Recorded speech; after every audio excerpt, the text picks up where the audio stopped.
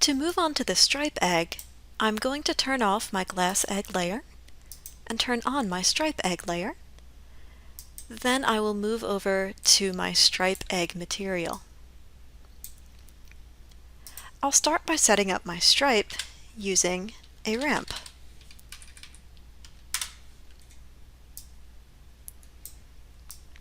And I might begin this by simply connecting the ramp's out color to the base color of the stripe egg material so that I can see what it does.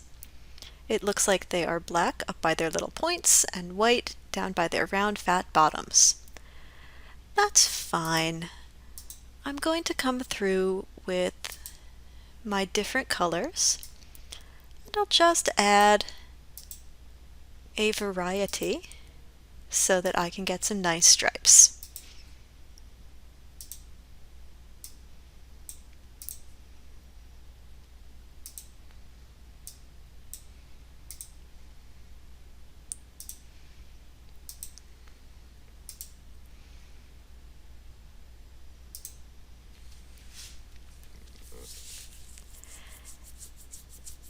If you don't like the way the stripes are blending, there is an interpolation setting with the ramp. It is linear by default. If I set it to none, I will get very hard lines. All the rest of these give me different blending methods, so that would be exponential up, and that would be exponential down. Each one will give me a slightly different result, so you may want to spend some time here and find the one you like before you move on to the next step. Now I think that looks pretty good, so I'm going to come in and add my AI color jitter node, out color to input, and then out color to base color. I will take the color jitter, set it to object, and again simply adjust the hues until I have a variety that I like.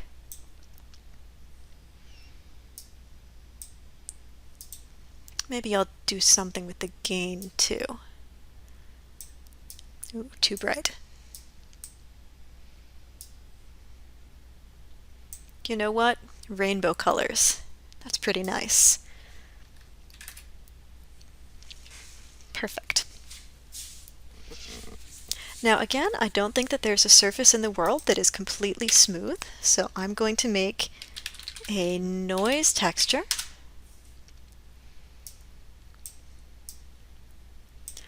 I'll plug that into an AI range.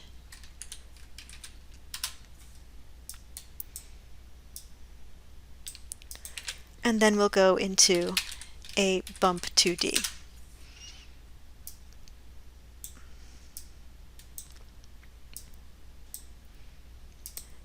Out color R to the bump value, and then out normal to the normal camera.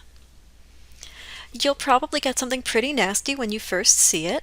That's okay, just take your bump 2D node and turn that bump depth down. Again, you want it to be pretty low, maybe a 0.01.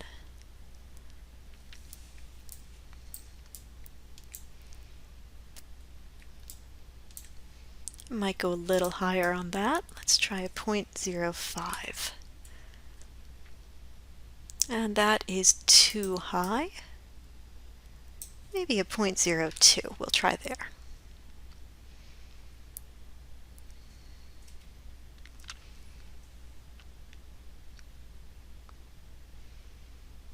Nope, still too high. 0.01 it is.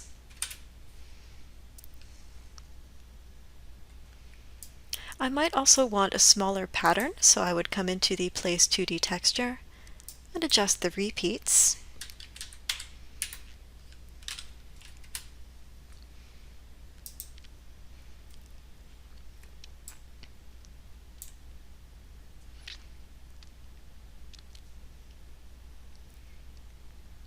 Now there are a number of things that I can do with these eggs that might be fun and might enhance their look. For one thing, instead of using base color, I might want to come in and use my subsurface colors. I'll simply turn this on. You'll see the eggs turn back to white. I will take my out color and plug it into the subsurface color, and now I'll start to get some of those colors back. As I adjust the scale and the radius,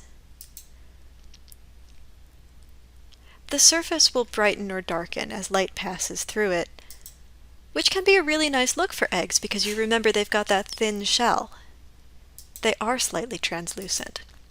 And if you're not getting the effect you like, you can try setting this from diffusion to random walk and see if that does give you the result you're looking for.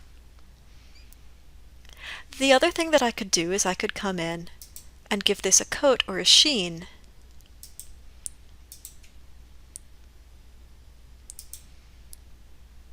which will give them some of that powdery look on the outside that you sometimes see with dyed eggs.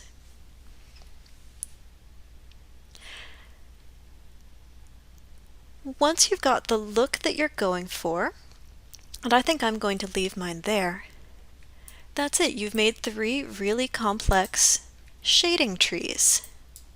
You should be very proud of yourselves. Shader writing is not easy. It can be fun and it can be extremely rewarding. At this point, having completed my stripe egg, I'm going to turn on my other egg layers so I can see what all of my eggs look like together. This is going to be my last chance to really tweak things.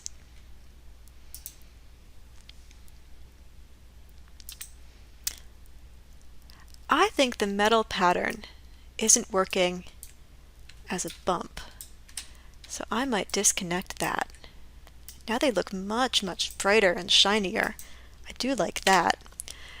So maybe here in my metal tab, I will make a new node.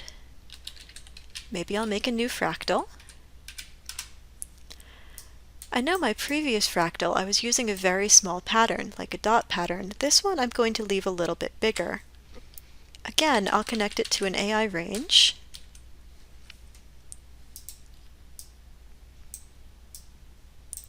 And this one I will connect into the bump value.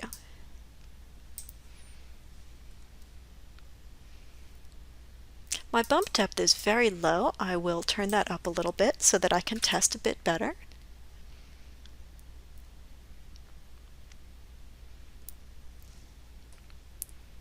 And let's pull this up in the range node and make it a little more dramatic.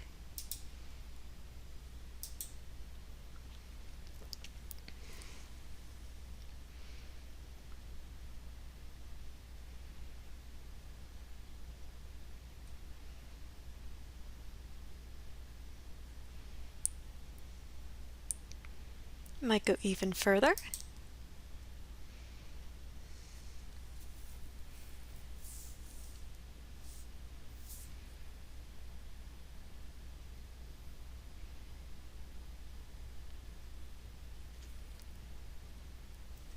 And now I'm starting to see some nice crinkly looking things, so I can come back into my bump value and I can turn this back down. And now I'll get a really subtle foil crinkle that is slightly different from my specular values, and the two will overlap and work together.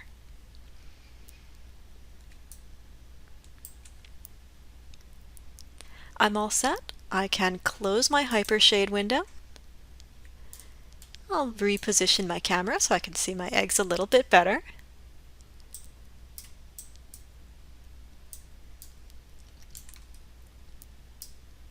And then I'll let this render process. When it's done, I might choose to go in and use my render settings window to adjust my camera AA samples. By turning this up, I will be able to see things more clearly, but the render will take a little bit longer. What I'd like each of you to do to complete this project is give me one really good render, where you've adjusted your AAs, you're happy with all of your shaders. In the File menu of the Arnold Render View, you can save image. Save it out to your Images folder so that I can see what your beautiful finished render looks like. Once you've done that, you're all done. This is the final in-class exercise for the year. Congratulate yourselves. You made it. Good job.